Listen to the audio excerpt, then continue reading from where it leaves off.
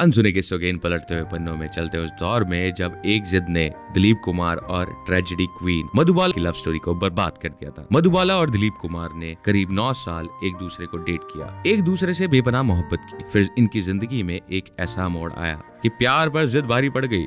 बॉलीवुड की popular real life romance की कहानी किसी खूबसूरत मंजिल पर पहुंचने से पहले ही चूक गई। खूबसूरत आंखें, दिलकश मुस्कान और कातिल अदाएं वाली मधुबाला के लोग आज भी कायल हैं। हिंदी सिनेमा की इस खूबसूरत एक्ट्रेस और दिग्गज एक्टर दिलीप कुमार को एक दूसरे से प्यार हो गया था। इनकी मोहब्बत की कहानी किसी फिल्म से कम दिलचस्प नहीं थी। मधुबाला दिलीप की प्रेम कहानी में रोमांस है, ट्रेजेडी है, दिल का टूटना है और विलेन भी है। विलेन है इनकी जिद जानकर हैरत होती है। एक दूसरे से बेइंतहा प्यार करने वाले सिर्फ अपनी जिद की वजह से दूर हो गए। दोनों एक दूसरे से टूट कर प्यार करते थे और दोनों शादी भी करने वाले थे, लेकिन एक मधुर रिश्ता बनने से पहले ही हमेशा के लिए खत्म हो गया। माना जाता है कि मधुबाला के पिता की वजह से ये रिश्ता टूट गया, लेकिन मधुबाला की छोटी बहन मधुर भूषण ने खुलासा किया था कि ये रिश्ता पिता की वजह से नहीं बल्कि खुद दिलीप कुमार की जिद की वजह से टूटा था। मधुर भूषण का कहना था कि अब्बा को लगता था कि दिलीप मधुबाला से उम्र में बड़े हैं। वे कहते थे कि इसे रहने ही दो, लेकिन मधुबाला सुनती नहीं थी। कहती थी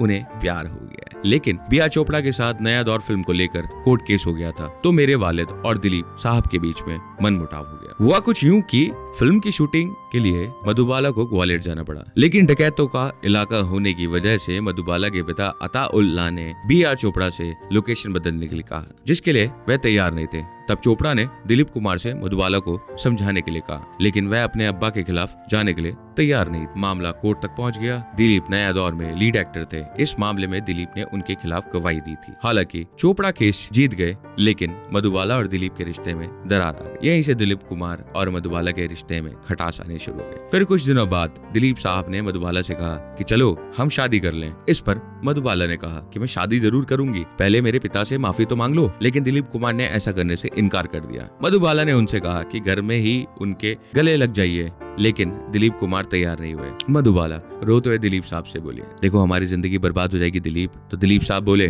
तुम्हारा इस तरह जिद करना ठीक नहीं है। और फिर दोनों खामोश हो गए। इस तरह दो प्यार करने वाले अपनी जिद की वजह से अलग हो गए। अनसुने किस्सों के इन पलटते हुए पन्नों में और भी अनोखी दास्तां को सुनने के लिए अभी सब्सक्राइब करिए हमारे चैनल अनसुने किस्से को।